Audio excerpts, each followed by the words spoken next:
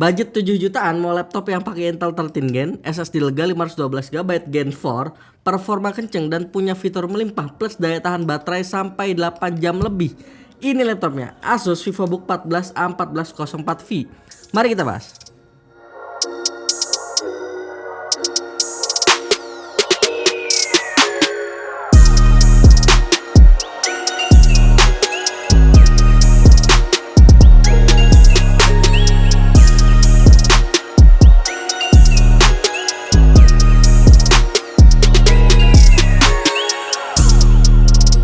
VivoBook 14 A1404V laptop murah yang secara desain terlihat stylish dengan emblem Asus VivoBook yang timbul, tapi tetap clean di sisi-sisi lainnya. Buat laptop yang ukurannya 14 inch, menurut gua dimensinya berasa compact, ada di 23x21 cm dengan ketebalan hanya di 1,79 cm. CPU-nya pakai Intel 13 Gen Intel Core i3 1315U yang punya konfigurasi 2 P-core, 4 E-core dengan total 8 threads dan punya boost clock up to 4,5 GHz yang ditandemin sama iGPU Iris Xe grafik dengan 64 execution unit. Apakah kencang CPU dan iGPU ya? Nanti kita bahas di bagian performa. Dan sebelumnya gua mau ingetin dulu buat jangan lupa subscribe, nyalain lonceng biar kalian gak ketinggalan video-video terbaru dari PEMS Channel ya. Oke lanjut, laptop ini pun menurut kami memiliki beberapa fitur yang menarik yang belum banyak ada di laptop lain dengan harga 7 jutaan ya. Yang pertama, hinge-nya yang bisa direbahkan sampai 180 derajat. Kedua, fingerprint scanner yang bisa kalian manfaatin buat opsi sistem security tambahan di laptop ini. Ketiga, ini adalah salah satu laptop murah berstandar militer STD810H yang telah melewati 26 prosedur pengujian. So, secara durabilitas, build quality laptop ini udah lebih teruji dan itu gua rasain juga dari material body yang terasa solid dan gak klemer-klemer kayak si Maaf. Soal konektivitas dan I/O port memang terlihat sedikit, tapi menurut gua udah cukup buat kebutuhan sehari-hari para pelajar ataupun pengguna umum yang kebutuhannya ya nggak kayak content creator yang macem-macem, butuh SD card lah, USB Type A yang butuh 4 gitu kan, butuh port display port dan lain-lain. Di sini cuman ada USB Type A, Type C, HDMI 1.4 dan DC-in dikit kan, tapi udah cukup gitu menurut gua. Dan untuk konektivitas wireless, laptop ini sudah menggunakan Wi-Fi 6E dan Bluetooth 5.3 yang terbaru. Kita coba bahas bagian keyboard. Laptop ini pakai keyboard Asus ErgoSense yang dikenal punya tingkat kenyamanan oke banget. Buat harian, travel keynya ada di 1,4 mm, sementara buat touchpadnya gua rasa udah nyaman. Pas presisi gitu, nggak terlalu lebar tapi nggak terlalu kecil juga, dan ada fingerprint scanner di sini yang udah kita bahas sebelumnya ya.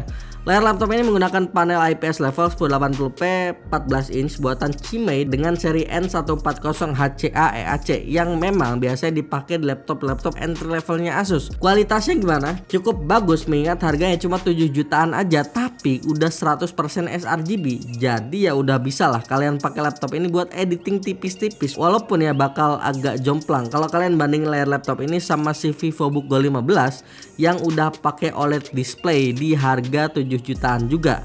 FYI, ke semua model VivoBook 14 ini udah dapat perlindungan Asus Antimicrobial Guard Plus untuk mengurangi penyebaran virus dan bakteri berbahaya. Jadi bakteri-bakteri kayak COVID itu udah skip. Tapi memang masih ada. Untuk urusan webcam, laptop ini dibekali kamera 0,9 megapiksel dengan resolusi perekaman up to 720p 30 fps yang udah dilengkapi privacy shutter. Kualitasnya udah baik, terlihat gambar yang dihasilkan cukup jernih asal pencahayaan di sekeliling kalian udah cukup dan proper ya.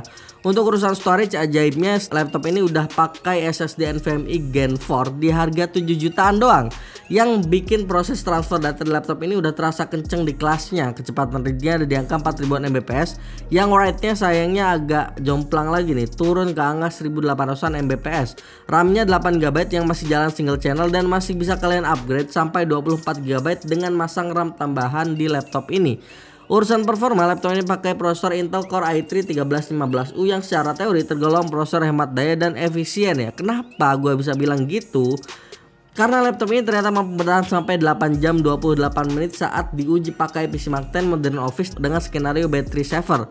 Lanjut, kemarin pun gue sempet lakukan pengujian stress test pakai SeADMC R23 yang kita looping 10 kali berturut-turut di suhu ruangan 25 derajat Celcius di mode performance yang pastinya dari sisi multicore skornya nyentuh 6039 poin dengan average ada di 5964 poin. Saat pengujian, laptop ini punya temperatur maksimal di kisaran 96 derajat Celcius dengan suhu rata-rata saat full load ada di angka 85,3 derajat Celcius. Dari analisa yang kami lakukan, laptop ini memiliki performa yang cukup stabil dan hanya mengalami deviasi performa di sekitar 1,2% aja. Dan FYI aja, saat kondisi full load, bagian yang akan terasa panas ada di area kiri laptop ini. Tapi suhu panas ini nggak akan berpengaruh banyak terhadap kenyamanan penggunaan laptop ini karena si panasnya benar-benar nggak nyebar ke area tengah keyboardnya. Selain itu kami pun melakukan pengujian game pada laptop ini menggunakan beberapa game kompetitif dan benchmark sintetik ya, dan hasilnya laptop ini masih punya performa yang cukup bisa diandelin buat sekedar main game kompetitif di settingan Full HD ya. Kayak Valorant 60-70an FPS dapet lah, walaupun sempat drop juga ke 50an FPS di beberapa titik. Dan pastinya gua paham sih kalau laptop ini bukan laptop yang bakal kenceng banget buat dipakai render, paham, cuman ya penasaran aja sama performa renderingnya. Maka dari itu gue coba tes laptop ini ngerender di dua software, yaitu Premiere Pro 1080p H264 dan Blender BMW 27. Dan hasilnya di Premiere Pro render time-nya sekitar 7 menit 41 detik. Terus di Blender BMW 27 render time-nya ada di 9 menit 44 detik. Pokoknya tuh kalau nunggu render laptop itu kayak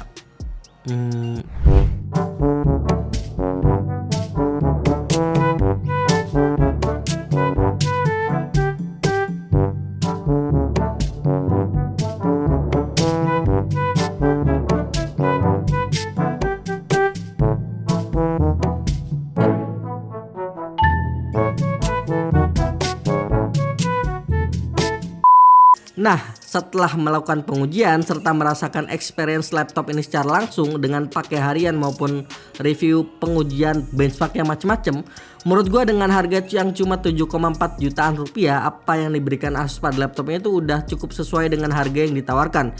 Emang sih ini laptop bukan yang paling kenceng dari sisi CPU di kelas harganya, tapi yang laptop ini bawa dan tawarkan bukan cuma soal CPU-nya, tapi juga banyak hal lain juga, termasuk SSD yang kenceng dan gede di kelasnya, daya tahan baterai panjang sampai 8 jam lebih yang bakal nyaman banget buat dipakai pekerja ataupun pelajar yang biasa work from cafe ataupun school from anywhere tanpa bawa charger gitu kan. Ditambah kualitas layar yang udah bagus, IPS level 100% sRGB. Desainnya pun menurut gue cakep ya, udah timeless. Kalau misalkan kita beli laptop ini sekarang terus 2-3 tahun lagi dipakai, itu tuh nggak terasa tua, tipis dan compact gitu loh. Ya walaupun ini preferensi masing-masing ya, dan mungkin yang perlu diperhatikan lebih soal laptop ini adalah soal I/O portnya yang mungkin menurut sebagian orang bakal ngerasa kurang. Jadi mau nggak mau harus siapin budget sedikit sekitar 100-200 ribu buat beli USB hub tambahan kalau dirasa kurang.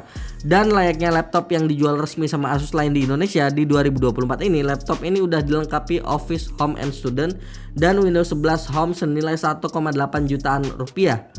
Oke, itu dia review Asus VivoBook 14 A1404V kali ini. Yang punya pendapat mau diskusi dengan kita, komen langsung di bawah ya. Jangan lupa like, share, dan subscribe channel ini sebagai bentuk dukungan dan semangat untuk kami. Kunjungi juga pmchannel.com agar dapat melihat perkembangan teknologi khususnya di bidang IT. Jangan lupa join Discord server dan follow sosial media kami di kolom deskripsi. Sekian dulu, gue Yusril bersama Pak Azul di belakang kamera. Sampai jumpa di video selanjutnya.